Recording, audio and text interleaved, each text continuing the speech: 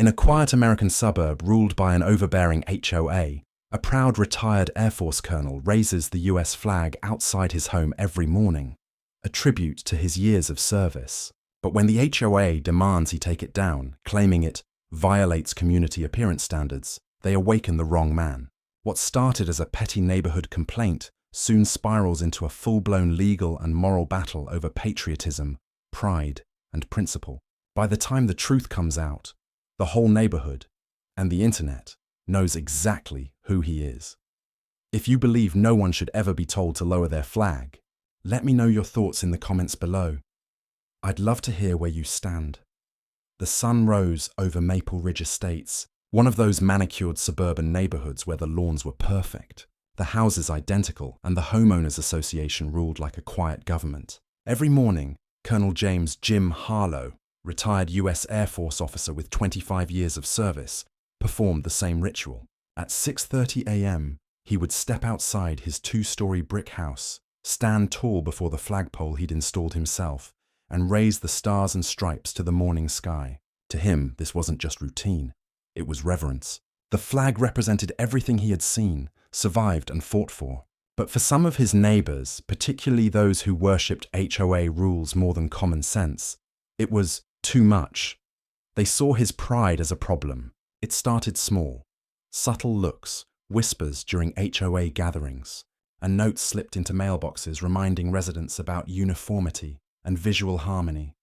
Jim ignored it all, until one morning, an official letter arrived on his doorstep. It was crisp, cold, and stamped with the HOA's logo. The message was blunt. Your flagpole height and flag display are not in compliance with community standards. Please remove or adjust within 14 days to avoid fines. Jim stood there in disbelief, reading it twice. He couldn't believe anyone would have the audacity to demand he take down the flag of the very country they lived in. But in Maple Ridge, the HOA was more powerful than reason itself. Still, Jim wasn't one to be bullied by bureaucracy. He decided to let it go, for the moment. That evening, as the sun dipped below the horizon, he lowered his flag just as proudly as he had raised it. Yet, as he did, he caught sight of a woman standing on the sidewalk, clipboard in hand, phone recording, lips tight with disapproval. Her name was Keren Whitmore, the newly appointed head of the HOA.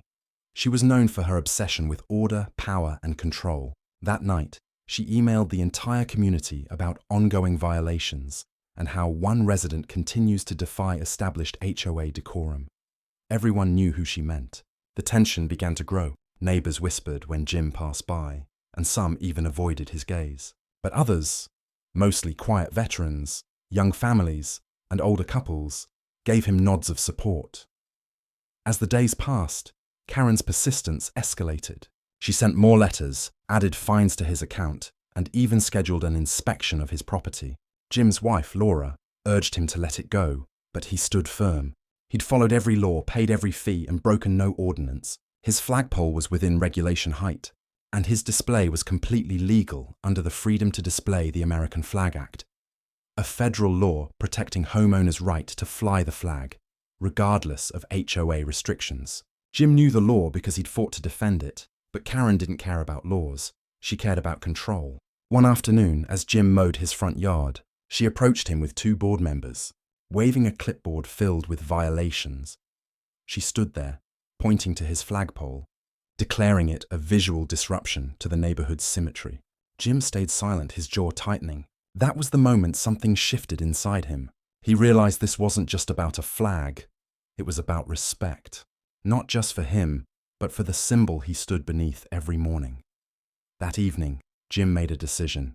If they wanted a fight, they would get one, but not in anger or shouting. He would fight them with what he knew best: discipline, documentation, and determination. He gathered every HOA document, reviewed local and federal statutes, and prepared a file thicker than any HOA binder. The colonel was back in mission mode. The next morning, as dawn broke, he raised the flag again, slower this time, more deliberate, the movement heavy with defiance and pride. Karen watched from across the street, hands on hips, her expression sharp enough to cut glass. Neighbors peeked from behind blinds, waiting for what would happen next. And as that flag caught the sunlight, waving freely in the morning breeze, Jim smiled. He knew what was coming. The HOA had just declared war and he was ready to win. The letter came on a Tuesday morning, official, aggressive, and sealed with the HOA's logo like some declaration from a petty kingdom. It accused Colonel Jim Harlow of repeated non-compliance and threatened legal action if the unauthorized structure, his flagpole, wasn't removed immediately. At the bottom was the signature of HOA President Keren Whitmore, written with the arrogance of someone who believed she ruled the entire neighborhood. The colonel read it twice, standing on his porch, the early light catching the red, white, and blue of the flag above him. He didn't feel anger this time, just calm determination, because to him, this wasn't about a letter or even a flag anymore. It was about principle, about standing firm when others tried to bend what was right. Word spread quickly through Maple Ridge Estates. Some neighbors sided with the HOA, mumbling about rules being rules, but many others whispered encouragement when Jim passed by. Veterans from nearby houses stopped to shake his hand, and kids on bikes slowed down to salute the flag as they rode past. It gave him strength, a quiet kind of solidarity that reminded him why he had fought for this country in the first place. But Keren wasn't impressed. To her, Jim's defiance was a direct threat to her authority, and she wasn't used to losing control. Within days, she escalated things. A special board meeting was called, attended by only her closest allies, the type of people who feared confrontation more than injustice. They voted unanimously to impose daily fines on Jim's property for failure to comply with HOA regulations. The amount was outrageous, $250 per day. Financial chokehold meant to break him into submission. She even sent a letter threatening to place a lien on his home if he didn't pay. But Jim had seen worse tactics in his life. Bureaucracy was just another battlefield, and he was no stranger to standing alone. That weekend, he documented everything. Every letter, every notice, every attempt to intimidate him. He recorded interactions, photographed his flagpole from every angle, and kept a running log of dates and details. He even contacted an attorney familiar with HOA disputes, just to confirm what he already knew. The freedom to display the American Flag Act was on his side. It didn't matter what Keren's rulebook said. Federal law trumped neighborhood politics. The HOA had no legal authority to demand the removal of the flag. Still, she pressed harder. Early one morning, Jim woke to the sound of footsteps outside. Through his window, he saw Keren and two board members measuring his yard, clipboard in hand, as if gathering evidence for a case that didn't exist. He stepped outside quietly, arms crossed, and watched as they scrambled to pretend they weren't trespassing. The way she looked at him, that mix of disdain and challenge, told him this wasn't about the flag at all. It was personal. She wanted to prove that her power extended even to someone like him, but she had no idea who she was dealing with.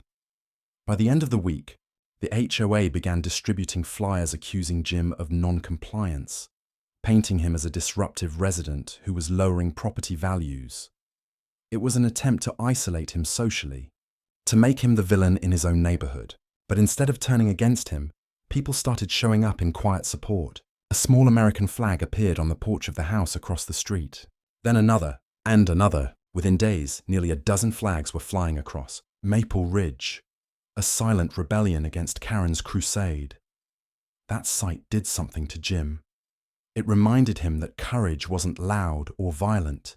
Sometimes it was just persistence. But when Keren saw the growing wave of flags, she lost her composure. She began issuing new citations to every house with a flag displayed, claiming visual inconsistency. She even called the local police to mediate a dispute. When two officers arrived and spoke with her, they looked puzzled. They checked Jim's flagpole, verified it was legal, and left without action. Keren stood there fuming as Jim simply saluted the officers and went back inside. That moment spread like wildfire across the community Facebook page. Residents mocked the HOA's overreach, posting memes about Flaggate and sharing stories about Jim's calm defiance. But as the laughter grew online, Keren's bitterness deepened. She wasn't just losing control. She was becoming a local joke, and people like Keren couldn't handle humiliation. Late that evening, Jim received another envelope, this one thicker, stamped with final notice. It accused him of creating a hostile environment and warned that the HOA would pursue civil action. He placed it on the table, alongside the growing stack of letters, and exhaled slowly. The colonel in him was patient, methodical, but the man inside him was tired of bullies. He looked at the framed photo on the wall, his unit standing in front of a flag, wind-tossed and proud, and he made his next move. The following morning, he put on a clean shirt, tucked his military ID into his wallet, and headed straight to the HOA office. No anger, no shouting, just calm precision. He walked in, requested a meeting with the board, and laid his documents neatly on the table. The law was clear, the evidence irrefutable, and his composure unshakable. Keren tried to interrupt, but he silenced her with a single sheet of paper. The federal act that invalidated her entire campaign. For the first time, her confidence faltered. Jim didn't gloat. He didn't yell. He simply stood, nodded, and walked out. The HOA had just been cornered, and Keren knew it. She wouldn't back down easily, but the balance had shifted. Now she was on the defensive. As he returned home, neighbors waved and clapped quietly, showing their support. He raised the flag again at sunset, the golden light reflecting off its folds. It wasn't just a flag anymore. It was a statement, a symbol of quiet defiance against control. But deep down, Jim knew this battle wasn't over. Keren wouldn't accept defeat that easily. She'd find another way to strike back, and when she did, she'd go too far. And when that happened, the colonel would be ready. To be continued in Chapter 3. The line she shouldn't have crossed. The next morning, the air was thick with tension. I woke up earlier than usual, my coffee growing cold on the counter as I stood by the window, watching the HOA inspector circle my property with a clipboard. The American flag, my father's, fluttered proudly in the morning breeze, still standing tall despite the threats and warnings. The silence of the neighborhood was almost unnatural. Blinds twitched as neighbors peered from behind their curtains, pretending not to care while waiting for the next confrontation. But this time, I wasn't planning to react out of anger. I wanted to uncover what was really going on behind this HOA's sudden obsession with my flag. By mid-morning, I was sitting in my truck, flipping through the HOA's rulebook. I had memorized most of it the previous night, but something kept nagging me. There was no specific clause about national symbols. The only mention related to unauthorized structures or decorations was vague and open to interpretation. It was clear the rules were being twisted, and I had a strong feeling it wasn't just about the flag. Someone wanted to make a point, or worse, make an example out of me. So I started asking questions. The local postman, a friendly older man who'd worked the route for over 2 decades, leaned against his truck and told me something that changed everything. "You're not the first," he said. "They did the same to the Mitchells last year when they refused to pay extra landscaping fees. Then to the Carsons. Forced them to repaint their house 3 times, but none of them fought back." His voice dropped lower. "You might be the first one who can." That sentence stayed with me. I decided to dig deeper. I drove to the county records office, a dull grey building that smelled faintly of dust and bureaucracy. I spent hours combing through HOA financial records, meeting notes, and complaint filings. What I found was a trail of inconsistencies. Funds marked for community improvements that never seemed to materialize, sudden fines imposed without recorded votes, and one name that appeared in every questionable transaction: Keren D. Hensley, the HOA president. That evening, I printed everything I had and laid it out on my dining table. Receipts, screenshots, emails, the evidence was building. Keren wasn't enforcing rules out of pride or principle. She was using the HOA as her personal playground, targeting residents who questioned her authority. The flag issue was just another weapon in her arsenal. I realized my flag wasn't just a symbol of freedom anymore. It had become the center of a power struggle. The next HOA meeting was scheduled for Thursday, and I knew that was my moment. I could either stay quiet and let Keren continue her reign, or I could expose her in front of everyone. But this wasn't just about embarrassing her. It was about restoring the dignity of the neighborhood. I spent the next few days preparing every document, every photograph, every timestamp, until my case was airtight. On the day of the meeting, the community hall was packed.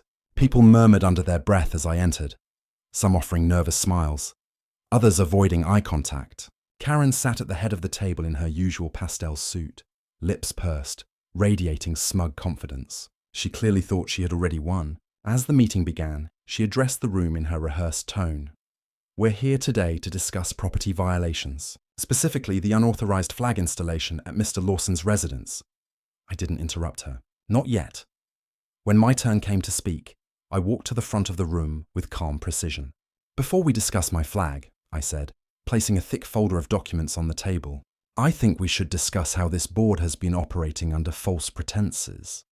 I could see Karen's composure crack for the first time. Murmurs rippled through the crowd as I projected the records on the screen. Missing funds, falsified approvals, even an internal email thread where Karen mocked homeowners who couldn't afford certain fines. Karen tried to cut me off, her voice rising. "This is irrelevant to the issue." But I continued, steady and measured. "It's absolutely relevant. You targeted me under a rule that doesn't even exist, to distract from your misuse of authority. You wanted me to take my flag down because it was a symbol you couldn't control." The crowd was silent now, their faces a mix of shock and realization. A man in the back stood up, a retired firefighter named Bill, and said, "He's right. I've been fined twice for things that weren't even in the bylaws." More voices followed, people finally speaking up after months of quiet frustration. The energy shifted completely. Karen's allies began to shrink back, unwilling to defend her now that the truth was out. I didn't gloat, though I could have. Instead, I simply said, "I served this country for 20 years as a US Army colonel. I fought for the right to fly that flag, and I'll continue to fight for the right to live with integrity, something this HOA clearly forgot." By the time the meeting ended, a motion had been raised to suspend Karen pending investigation. The board agreed unanimously. It wasn't just a victory for me. It was for everyone who had been silenced or intimidated. That night, as I stepped outside, the flag still fluttered proudly under the porch light. Neighbors approached quietly, thanking me, some even saluting. I didn't expect gratitude. I only hoped this was the start of change, not just for our community, but for anyone who's ever been bullied by authority under the guise of rules. But deep down, I knew Karen wasn't done. Her pride wouldn't let her disappear quietly. I could sense it. This wasn't over. Somewhere in that silence, I could almost feel her next move brewing, something bigger, something meant to strike back harder. The flag waved gently above me, and I made a silent promise. Whatever came next, I was ready.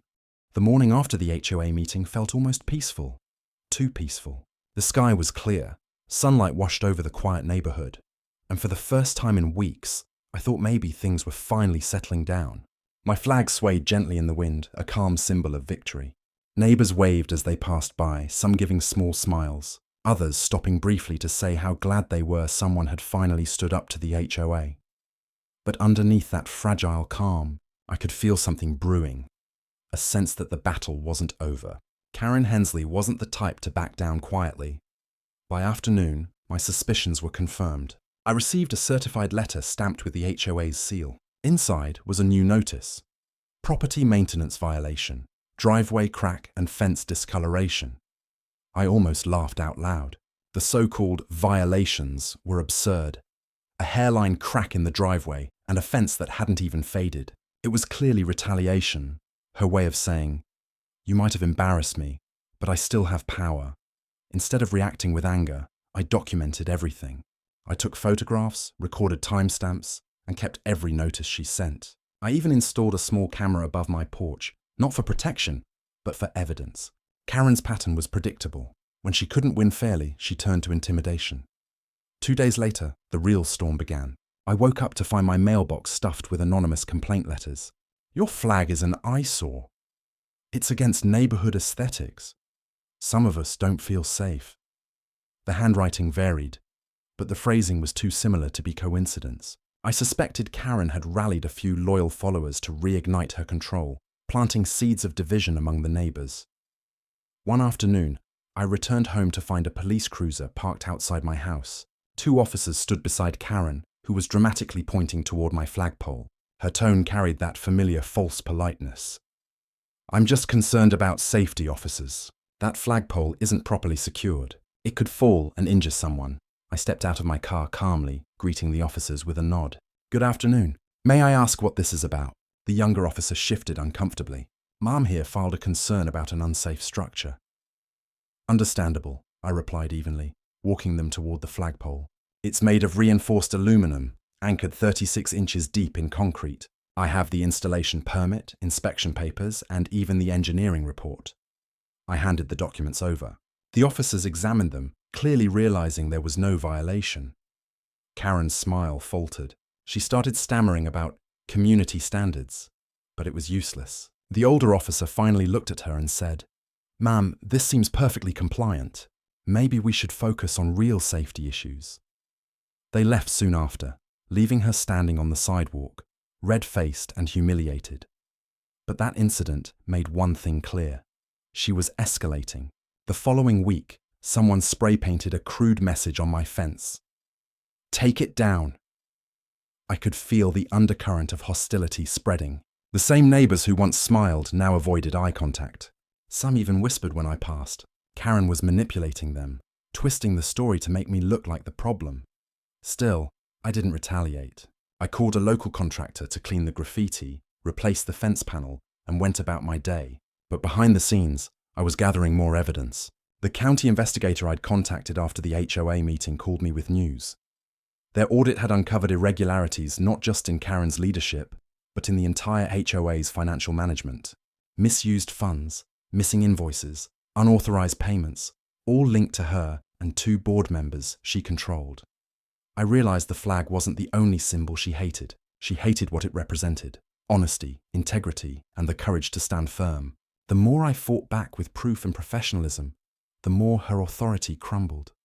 Then came the night that proved she had lost control. Around midnight, my security camera alerted me. On the live feed, I saw a figure near my driveway, wearing a hood, carrying a can of paint. I rushed outside, flashlight in hand. The figure froze. For a moment, we locked eyes. It was Karen. Shock and fear flashed across her face before she bolted toward her car. I didn't chase her. I didn't need to. The cameras caught everything. The next morning, I filed a report with the local police. It wasn't about revenge, it was about accountability. When the officers arrived at her door, the whole neighborhood watched. People whispered from their lawns, eyes wide as she tried to argue, claiming it was a misunderstanding. But the footage was undeniable. That night, her perfect suburban image shattered. In the days that followed, the HOA board announced an emergency election. Karen was suspended indefinitely pending criminal charges for vandalism and property harassment.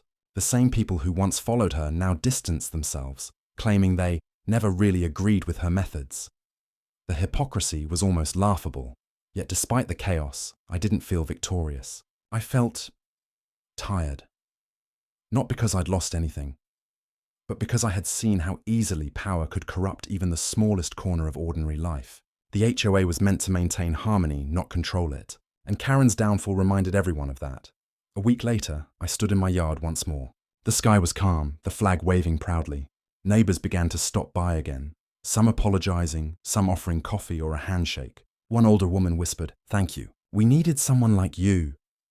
As I looked around the street, clean lawns, quiet homes, kids playing again, I realized the neighborhood wasn't just recovering, it was healing.